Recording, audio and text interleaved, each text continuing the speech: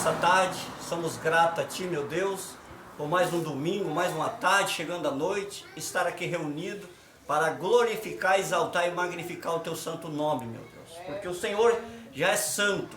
Magnificar no entendimento, na sabedoria, na compreensão, no entendimento, meu Deus. Muito obrigado nessa tarde por estar aqui reunido com os irmãos, com as irmãs, para entender cada vez mais essa graça maravilhosa que prospera no Brasil, até mesmo no mundo, que é a ressurreição do Senhor nosso Deus, que eleva na mente das pessoas o entendimento perfeito, porque nós somos espírito aperfeiçoado.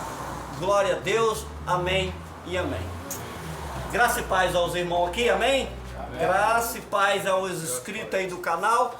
Graças a Deus estamos alegres, contentes, satisfeitos. Hoje 12, né?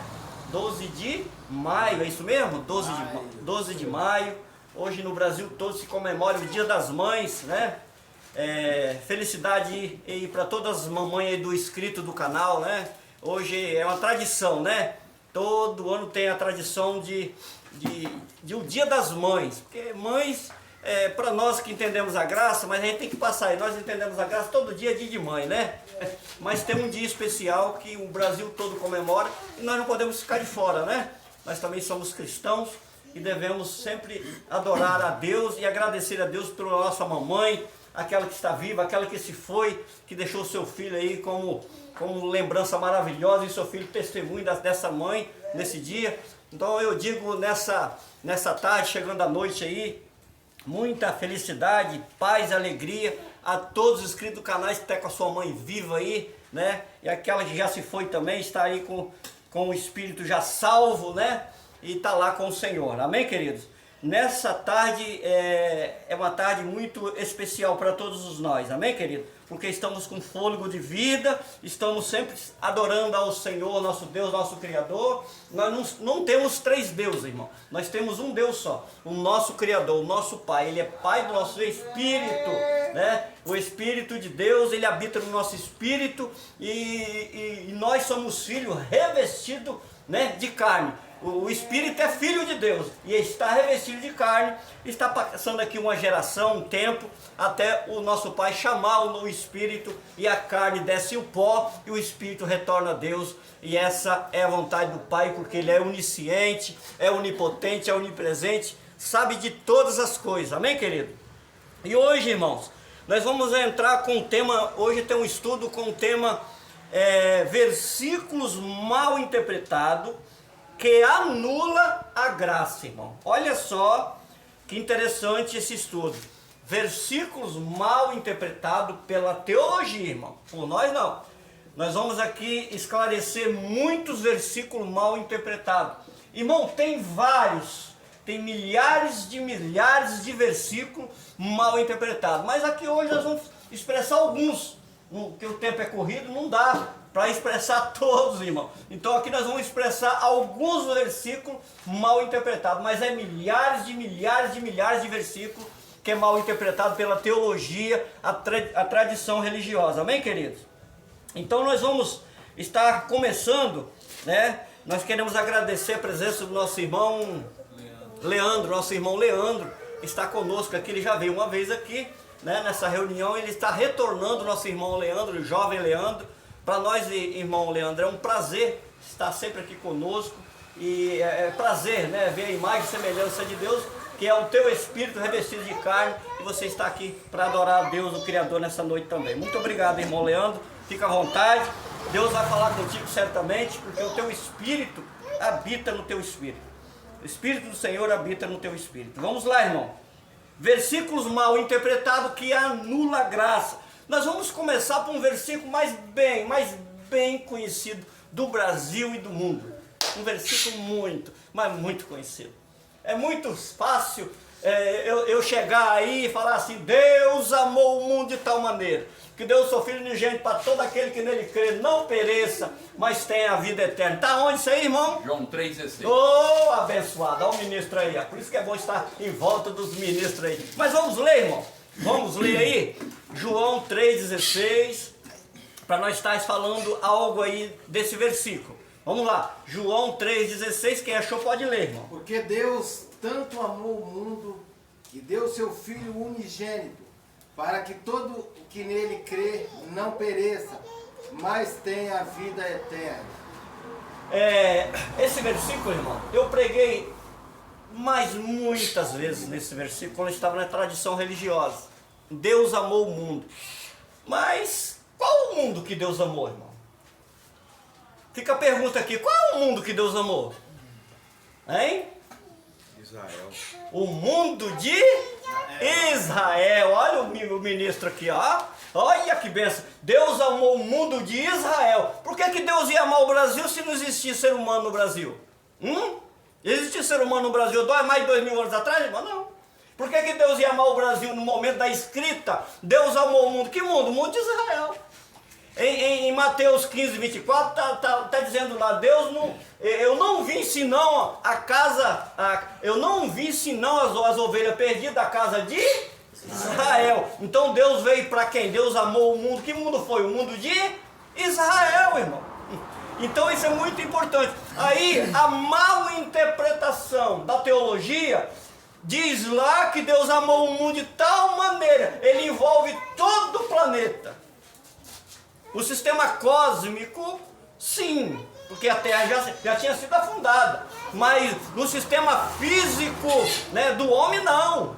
O sistema cósmico, sim, Deus amou o mundo, porque ele fundou o mundo. A terra, o mar, já tudo existia, mata, né? O homem, a natureza em si destruiu as matas, destruíram muitos rios, né? E a natureza está provocando a natureza em inundações, né? Tragédias, a gente sabendo o que está acontecendo aí, né? No Rio Grande do Sul, né? Muitos irmãos lá, né? Perecendo por muita água, mas a natureza, irmão, o homem provoca. Então Deus amou o mundo de tal maneira que deu o seu Filho unigênito para todo aquele que nele crê, não pereça, mas tenha a vida eterna. Mas tem, irmão, uma profecia, o porquê Deus amou o mundo? Tem profecia? Por que Deus amou o mundo, irmão? Hein? Por que será que Deus amou o mundo de Israel? Por quê? Tem uma profecia sim, vamos lá para Isaías,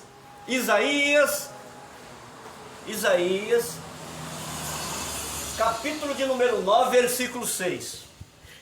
É outro versículo aí, mal interpretado. Nós vamos esclarecer também. Isaías, capítulo de número 9, versículo 6. Pode, o irmão que achou, pode ler. Porque um menino nos nasceu, um filho nos foi dado, e o governo está sobre os seus ombros. E ele será chamado Maravilhoso, Conselheiro, Deus Poderoso, Pai Eterno, Príncipe da Paz. Esse menino, quem foi esse menino, irmão? Jesus. Tinha uma profecia de 700 a 800 anos, né? Antes de o próprio Deus se formar carne em Jerusalém. Essa profecia existiu, né? 700 a 800 anos antes de Jesus se revestir de carne, né? 1 Timóteo 3,16 diz lá que ele se revestiu de carne. A carne de Jesus se chamava filho, irmão. A carne de Jesus se chamava filho. E existe essa carne hoje, irmão? Então Deus não tem mais filho, ele é só o quê? Criador. Ele que criou essa natureza aí, ó, as luzes, o sol, as estrelas, o vento, a chuva, o mar, né? As pastagens, tudo ele falou, e haja, e haja, e haja. Então Deus, ele é onisciente, onipotente, onipresente, e ele é o dono do universo, né? E um menino nos nasceu, e o principado estava sobre os seus ombros. O que estava sobre os seus ombros? A cruz que ele levava, era o poderio, né, da cruz de Cristo para salvar. Para quem ele veio? Para quem ele veio? O mundo que ele amou, Israel.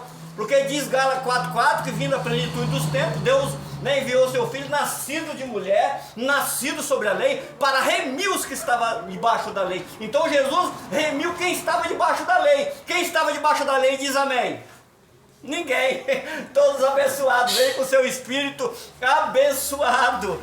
Todos nós viemos com o nosso espírito abençoado, porque o Brasil não existia, nós não vivemos lá naquela era, que era olho por olho, dente por dente. A Bíblia diz em livro de Hebreus, capítulo 12, versículo 20, que somente o animal tocasse, né, lá o monte seria apedrejado. A lei de Moisés era muito vigorosa e não podia Né, irmão? Por quê? Porque a lei de Moisés ela trouxe condenação. No capítulo, né, de número 3 de 2 Coríntios está dizendo lá que é o ministério de condenação. Né? Jesus veio com o ministério da libertação, o ministério do Espírito. Lá diz que Jesus transformou a liberdade, a lei em liberdade. E todos nós que somos, né, libertos, livres, nós temos liberdade para entender, para imaginar o quão é poderoso a onisciência, a onipresença de Deus. Amém, querido? Então é muito importante.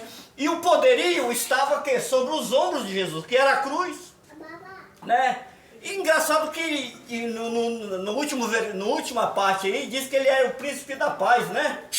E no capítulo 10 de Mateus, a partir do versículo lá 30, diz que ele não veio trazer a paz, mas sim a espada. Nossa! Aí está dizendo na profecia que ele é o príncipe da paz, mas diz lá que Jesus não veio trazer paz, ele veio trazer espada, filho contra pai, genro contra sogra e daí por diante. Ele não veio trazer paz, mas em que sentido? No sentido da carne, mas no sentido espiritual sim, ele veio trazer paz, porque ele fez uma nova aliança. Eis que farei convosco uma nova aliança. Eu andarei com vocês, vocês andarão comigo, vocês serão o meu povo, né? Jeremias 31 diz lá que ele é uma profecia muito antes de Jesus, que ele faria uma nova aliança.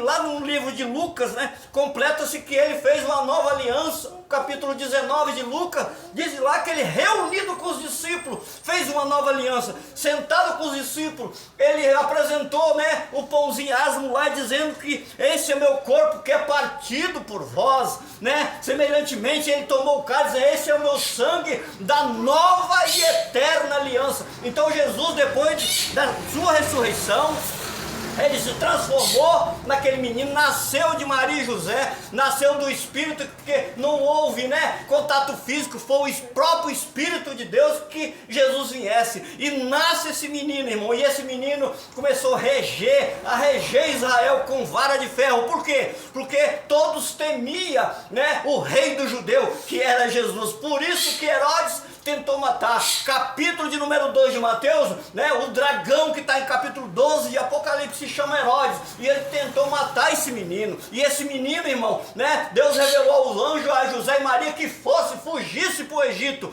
e Herodes não achou nem o rastro do menino, mas eles vieram de lá para cá, quando Herodes, irmão, louvado seja Deus, né, saiu e morreu Herodes, aí volta o menino Jesus, com Maria e José, e começa a reinar ali, irmão, e começar a reger Israel.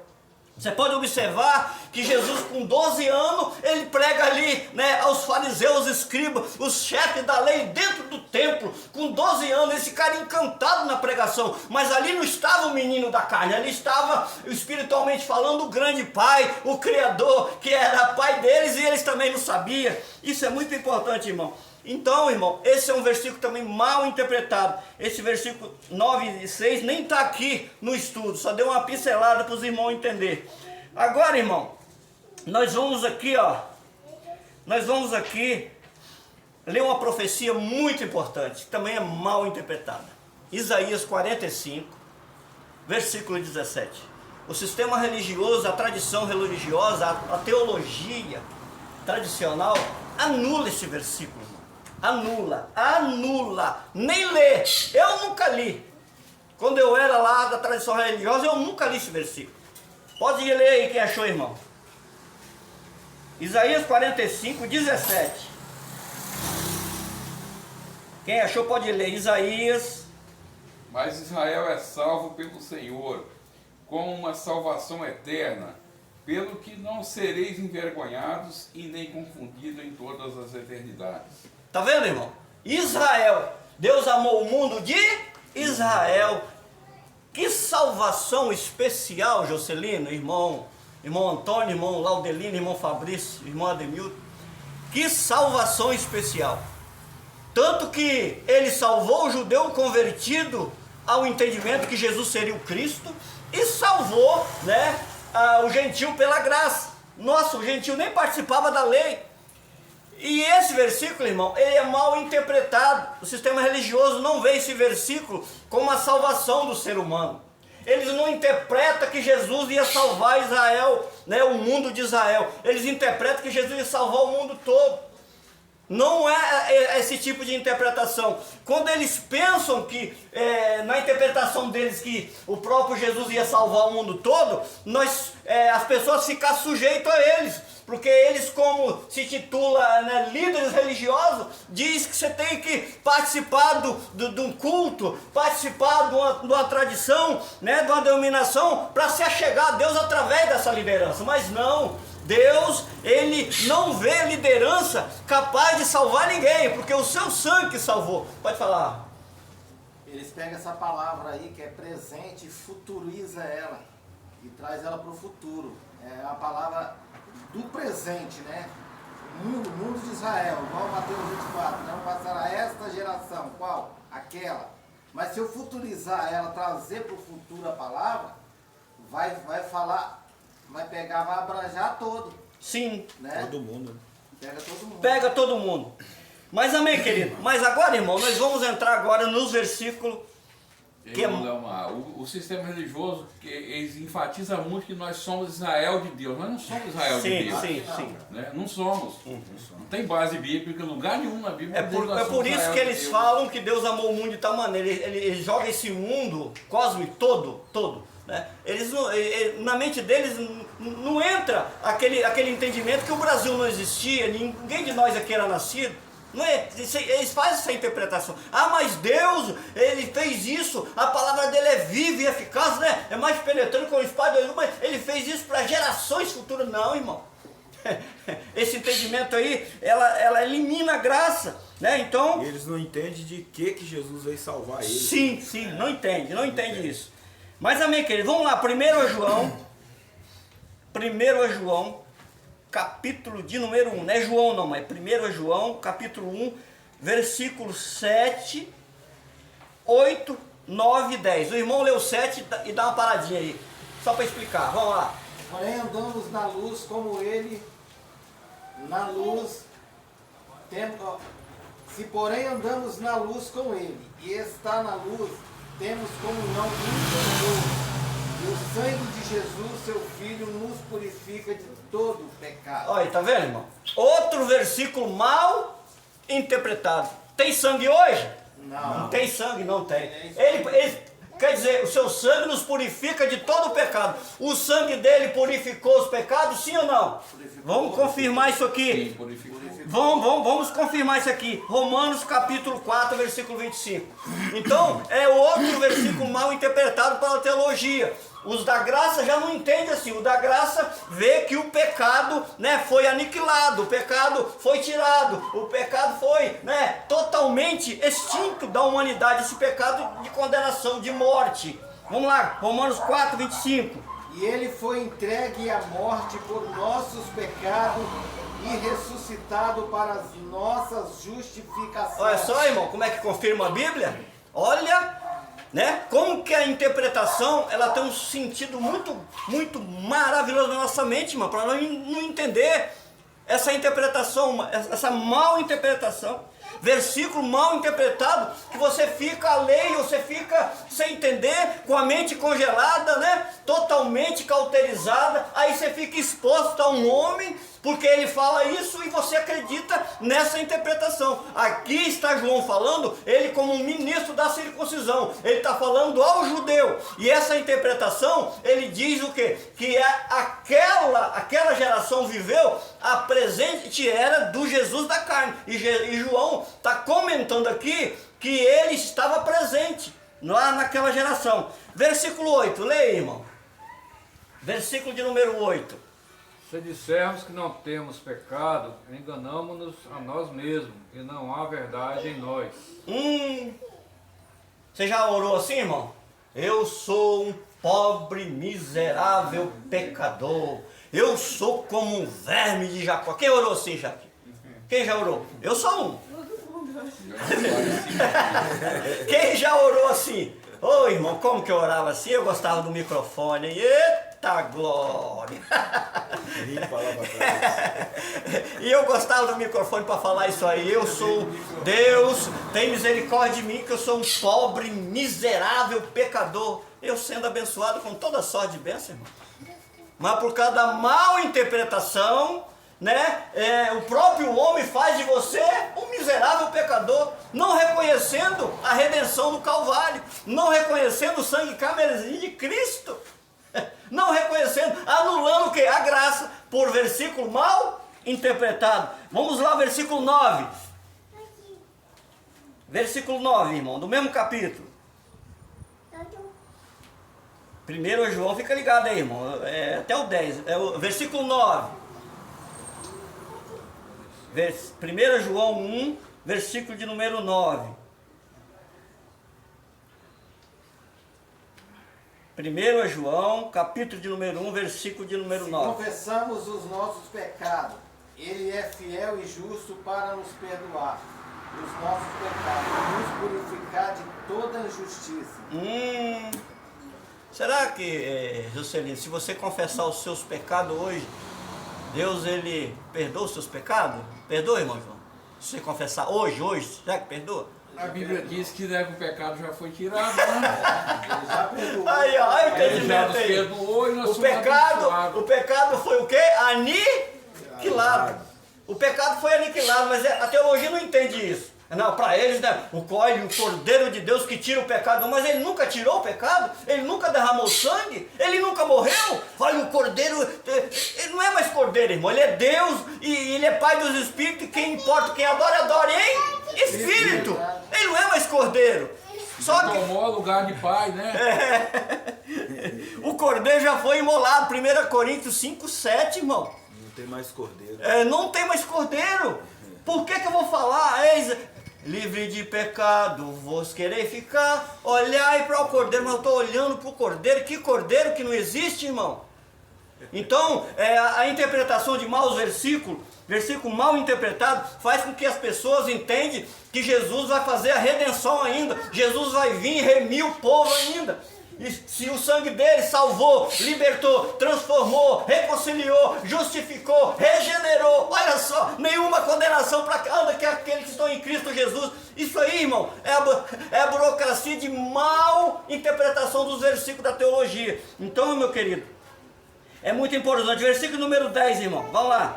Versículo de número 10. Dissemos que não pecamos, fazemos-no de mentiroso e a sua palavra não está em nós. Agora, eu vou fazer uma pergunta aqui para os irmãos. Pode responder, irmão, nós estamos na reunião aqui. Será que, se é verdade que Jesus vai voltar, vai levar um povo que não tem pecado? Será que todos nós aqui erramos na carne, sim ou não? Sim, na carne, né? Na carne. Mas o pecado da lei não tem mais, irmão. O pecado da lei foi aniquilado. Diz Paulo que as obras da carne, capítulo 5 de Gálatas, diz lendo lá que é heresia, feitiçaria, inimizade, porfia, inveja, emulação, peleja, contenda, irmão.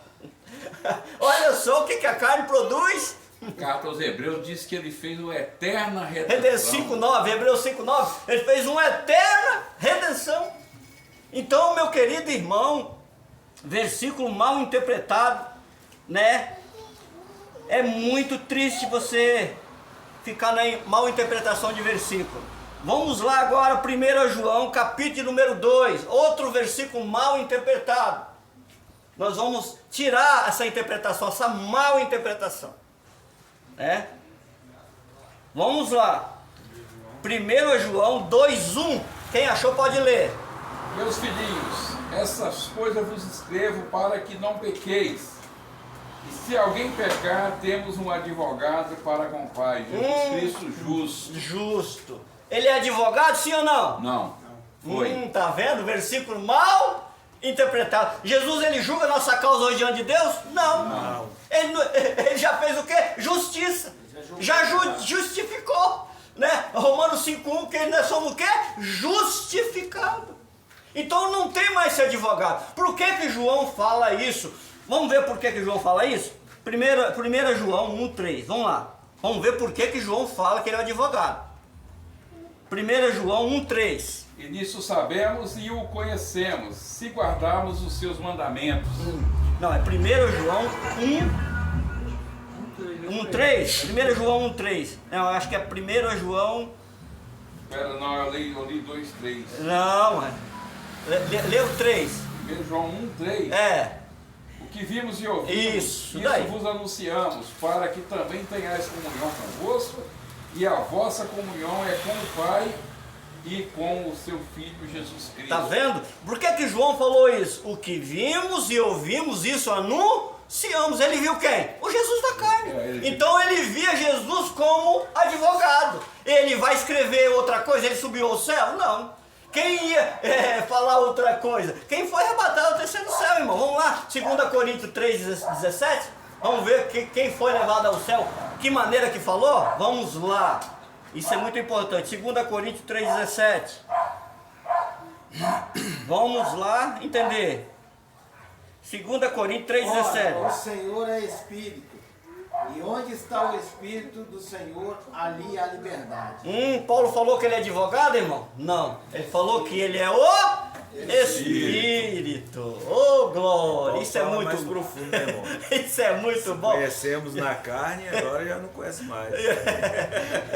Em 2 Coríntios, está dizendo lá 5,16, por agora em diante a ninguém conhecemos segundo a carne. Ainda que tivéssemos conhecido Cristo segundo a carne, agora nós não conhecemos desse modo. Isso quer dizer o quê? Que ele não é mais nosso advogado, irmão. Né? Assim que os filhos participam de carne e sangue, ele também participou das mesmas coisas, que pela morte aniquilasse o que tinha o império da morte, isto é, o diabo, Hebreus 2,14. Então ele se revestiu de carne, ele era o advogado na carne. Até mesmo, irmão Leomar, você só precisa do advogado onde tem lei. Não tem lei, tem advogado para julgar. Não tem mais advogado. Você falou, você tocou num ponto aí que veio na minha mente aqui. Vamos lá, 1 Timóteo 1:8. Juscelino fez eu lembrar de algo aqui especial. 1 Timóteo 1:8. Quem achou pode ler. Sabemos que a lei é boa, se alguém usa de maneira adequada. Agora vamos ver para quem que essa lei era. Continua. Vamos? Também sabemos que ela não é feita para os justos. Parou. Ela é feita para nós, irmão? Não. Aí vamos ver para quem é. Vamos lá. Vamos, continua. Feita para os justos. Mas para os transgressores. Para aí. Quem eram os transgressores em Jerusalém? O judeu. Ele transgredia a lei de Moisés. 1 João 3,4 diz que a transgressão da lei era o pecado. Pecado era transgressão. Isso aí é muito importante. Continua, irmão. Vamos ver para quem é. E os subordinados para os ímpios, e pecadores para os profanos. Sim, continua. E os inverentes para os que matam, pai e mãe para os homicidas. Tá vendo, irmão? Parou por aí. A lei, quando ela foi feita em Israel, ela trazia uma condenação muito grande, irmão. E quem pecava era apedrejado. Lembra o capítulo 4 de João? Que tentaram levar aquela mulher para apedrejar ela porque tinha pecado na lei de Moisés? O que é que Jesus falou para ela, irmão? Olha que importante Jesus falou para ela. Mulher, cadê os teus acusadores? Nossa, Senhor, já foram. Mas Jesus falou o que para ela? Vai, o quê? Não pecas? Mas porque se ela voltasse a pecar, o que ia acontecer com ela, irmão? Ia ser morta. Apedrejada, morta. Então a lei trazia uma condenação. Foi exatamente o que Cristo fez na cruz do Calvário. Tirar essa condenação. Essa condenação. Os filhos não tinham paz. Os filhos era julgado pelos religiosos em Jerusalém a condenação por causa da lei. Era 613 rudimentos que praticamente o homem não vivia. Só que ninguém cumpriu a lei, irmão. Diz lá Romanos 3:23 que todos pecaram. Todos pecaram. Aí, vamos lá em Romanos 3:23, irmão. Eu quero explicar um assunto lá muito importante para os irmãos. Vamos lá.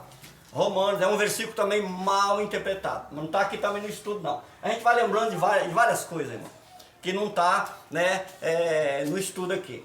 Vamos lá, Romanos 3 e 3. Isso. Pois todos pecaram e estão destituídos da glória de Deus. Maravilha. Olha só, fica aí para você ler o resto depois. Espera aí. Todos pecaram, estão destituídos da glória de Deus. Todos pecaram. Porque, irmão, ninguém conseguia obedecer a lei a não ser o Jesus da carne. Ninguém. Então as águas não tiravam pecado, não, irmão. Eu já cansei de falar e vou continuar falando enquanto estiver vivo. O batismo nas águas simplesmente era uma simbologia da morte e ressurreição de Cristo, que até mesmo ele simbolizou, estando na carne. Morte e ressurreição, o batismo nas águas. Não tirava pecado de ninguém, irmão. E João só veio para apresentar o Cristo da carne. Isso aí é muito importante. Agora lê o 24, irmão. Vamos acabar com o 23? Vamos lá. Sendo justificados gratuitamente por sua graça, por meio da redenção que há em Cristo Jesus. Tá vendo? O que é a mal interpretação? O sistema religioso só leu o 23. Mas o 24 dá a chave da vitória. Gratuitamente, né? Sem dízimo. Gratuitamente, não tem lei, não tem dízimo, não tem jejum, não tem sacrifício, não tem nada, foi gratuitamente. Isso aí é muito importante, irmão. Agora, irmão, nós vamos lá. 1 João, aqui vai ser muito importante isso aqui, ó. Mas eles falam que tem que pagar o preço, né?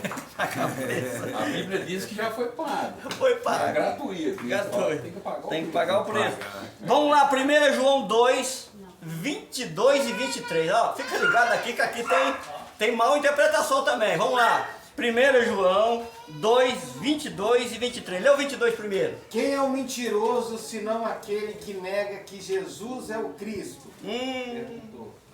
Parou. Passou o 22. Quem é o mentiroso, irmão? O que João está falando aí? Será que tinha alguém em Jerusalém que negava Jesus? Hã? Será que tinha alguém que negava Jesus em Jerusalém, Fabrício? Tinha, não tinha? Vixe, é simples de entender. Vamos lá, vamos ver quem negou?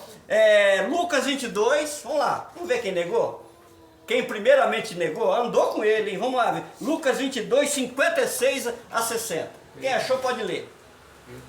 Lucas 22, 56 a 60. Vamos lá, Lucas 22, 56 a 60. Quem achou Uma pode ler. criada ouviu, sentada ali à luz do fogo, e olhou fixamente para ele e disse: Este homem estava com ele. Pode continuar. Mas ele negou: Mulher, não o conheço.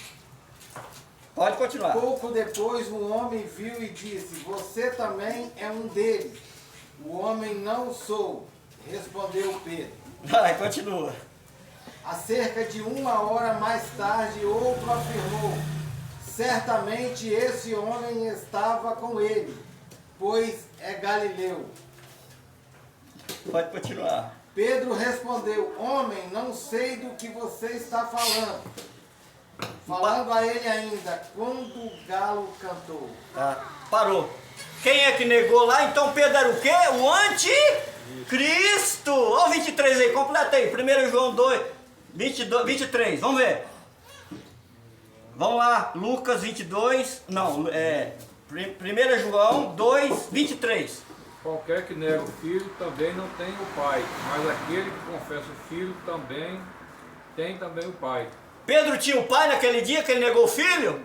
Não tinha, ele era o anticristo. Negou, olha irmão, que mal interpretação. O anticristo vai vir, vai unir as nações, não é assim, irmão Ademir? Né? Esse anticristo vai nascer dos Estados Unidos, da China, da onde ele vem? Do Brasil?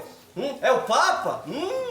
É quem? É o presidente do Macron da França? É lá dos Estados Unidos? Então, irmão, mal interpretação. Esse anticristo, ele tem 4 vezes citação aí na Bíblia. A palavra anticristo só aparece 4 vezes, 3 vezes aí em 1 João, depois uma vez em Apocalipse. Então, queridos, esse anticristo era aquele que negava Cristo naquela era, naquele aion, né? Naquela era cristã, lá naquela lei. Isso aí é muito importante você entender isso, irmão. Agora, nós vamos para Tiago 4:7. Nós já estamos terminando, irmão. Tiago 4, versículo de número 7. Outro versículo aqui mal interpretado pela teologia. Vamos lá. Tiago 4, versículo de número 7. Portanto, submetam-se a Deus, resistem ao diabo e ele fugirá de vocês. Versículo, irmão, que roda o Brasil todo. Esses dias aí eu convidei um colega para vir aqui na reunião, ele falou assim que ele não ia vir aqui porque aqui não tinha diabo e Jesus não ia voltar. Tem gente que gosta do diabo, né?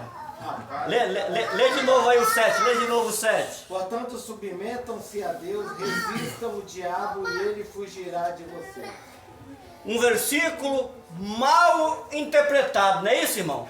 Agora vamos ver os versículos que eles não interpretam como certo. Vamos lá? Hebreus 2,14, já citei, mas vamos ler.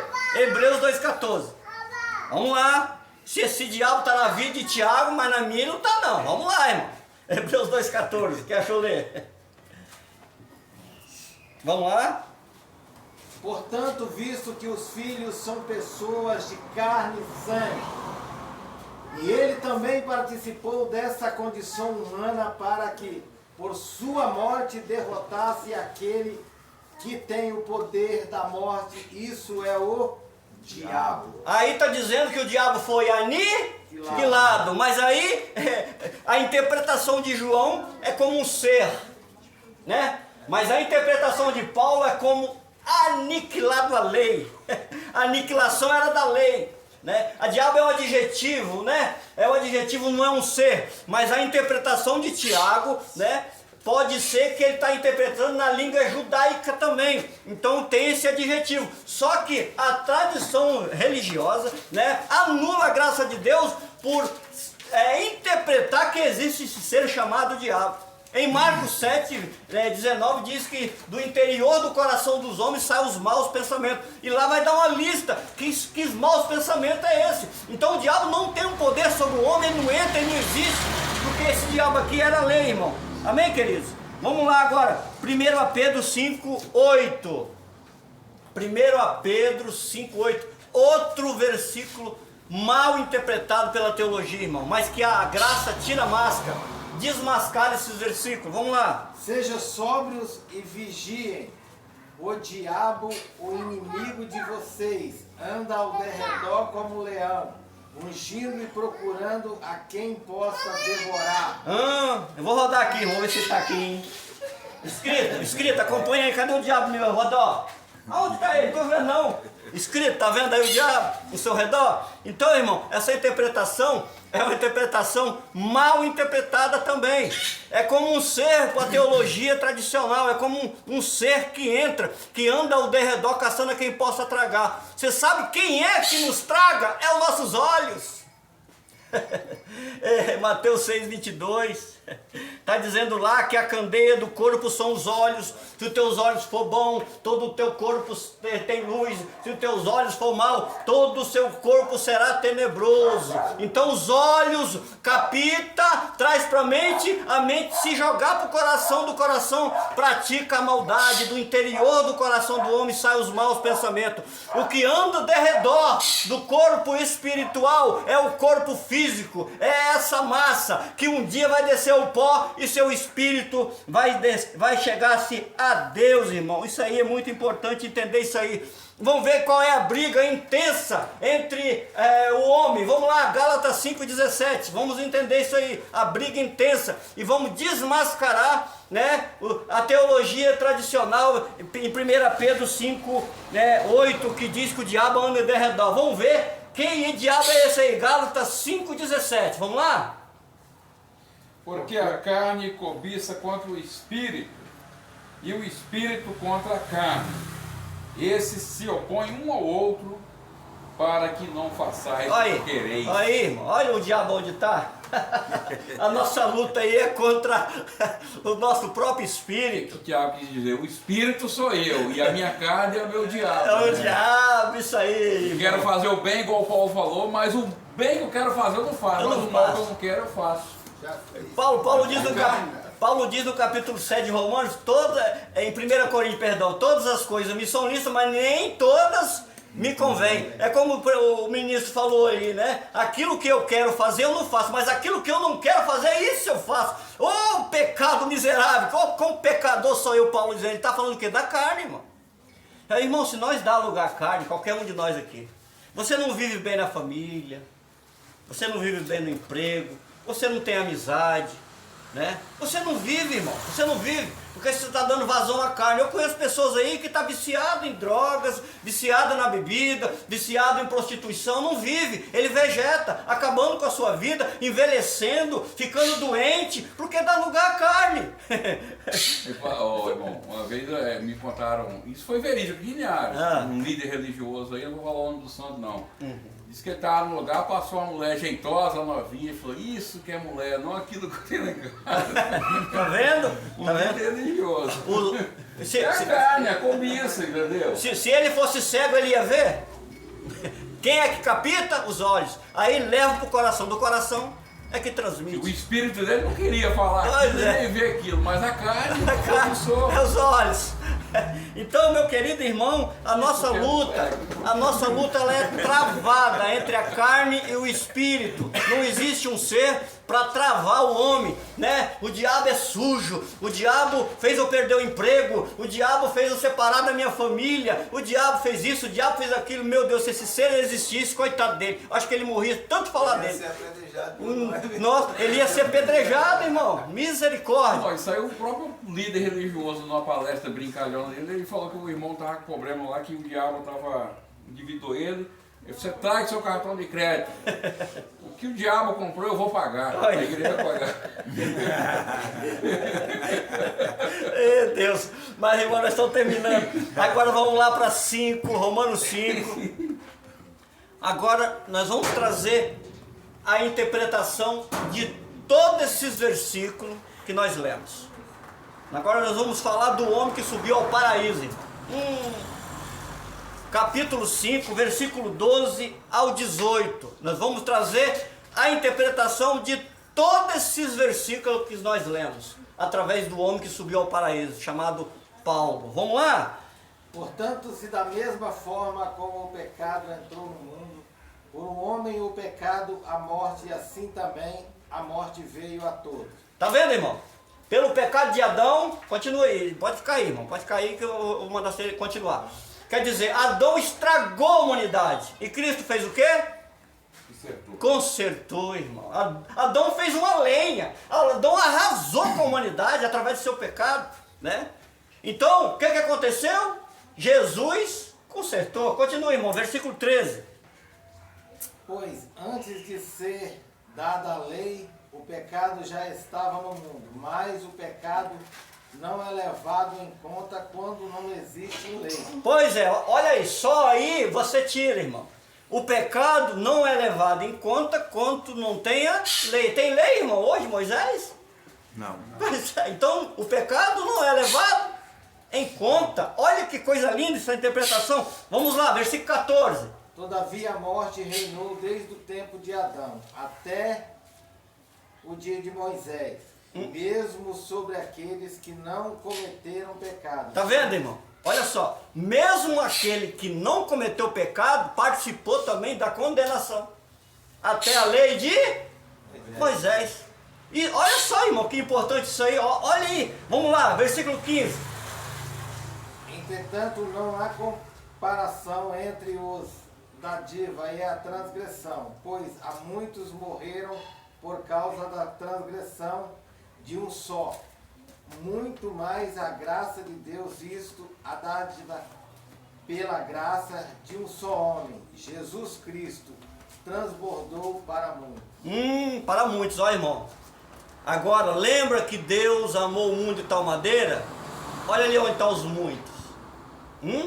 A interpretação de Paulo. Que Deus lá não salvou a todos, salvou muitos. Que o gentil não foi salvo pela lei. Irmão Leomar, outra coisa também para as pessoas entenderem, aproveitar que o menino está aqui nos visitando, porque a pessoa fala, então eu não tenho pecado, então eu posso fazer qualquer coisa. Não. pode fazer qualquer coisa não. O que você plantar na sua carne, você vai colher. Se você roubar, o que vai acontecer? Vai preso. Você vai preso ou estimado. Não é estimado. Poder pode, né? Poder pode. Se você estrupar, você vai ser preso. Se você roubar, você vai ser preso. Né? Então o que você plantar na sua carne, você vai colher. Você vai colher. Se você trair sua esposa, Vai colher. ela vai te largar. Ou ela vai te botar outro também na sua cabeça. Então assim, tudo que você planta, você colhe. A diferença é o seguinte, é que as pessoas só acham que não pode fazer nada quando está lá dentro da igreja. Porque lá ele tem que obedecer o pastor, tem que obedecer o diabo, tem que obedecer um monte de coisa. Sim. A graça é É diferenciada. diferenciado. Aqui, irmão, só permanece na graça quem reconhece o Criador, tá? Isso aí. Quem reconhece o seu Pai, Criador, que Ele é Pai do seu Espírito. Aí, ele pensa 1000 vezes antes de aprontar alguma coisa, né? Vou trazer um estudo sobre isso aqui, irmão. Porque tem muitos que conhecem a graça aí, ó. Agora eu estou livre, não há condenação no meu espírito. Não é assim a interpretação? Tem interpretação errada aí também na graça, irmão. Eu também não fico bajulando só a lei, não. Tem pecado também aí na graça aí. Que depois que a pessoa conhece a graça, chuta o balde e vai fazer o que quiser. Cuidado, você está plantando, você vai colher. Escrito, né? Reverencie o seu Criador, viu? Escrito. Para a honra e glória dele. Amém, queridos? Leia aí o 17, irmão. O 17. Se pela transgressão de um só, a morte reinou por meio de muitos, mas aqueles que receberam de Deus a imensa provisão da graça e a dádiva da justiça reinarão em vida por meio de um único homem, Jesus Cristo. Agora chegou aí um ponto crucial que eu quero comentar com os irmãos. Quem é que reina em vida, irmão? O que é reinar em vida para os irmãos aí? Os irmãos podem comentar, pode comentar. O que é reinar em vida, irmão Fabrício? O que é reinar em vida? Quando Paulo diz reinar em vida, ele está querendo dizer o quê? Eu, para mim, viver em paz. Em paz.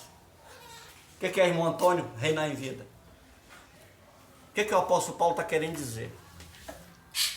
É você ter paz interior, né? Paz do Espírito. Espírito. É reinar em vida. Irmão Juscelino, o que é reinar em vida? Primeiramente, quem vive uma vida de rei, ele vive uma vida farta, né?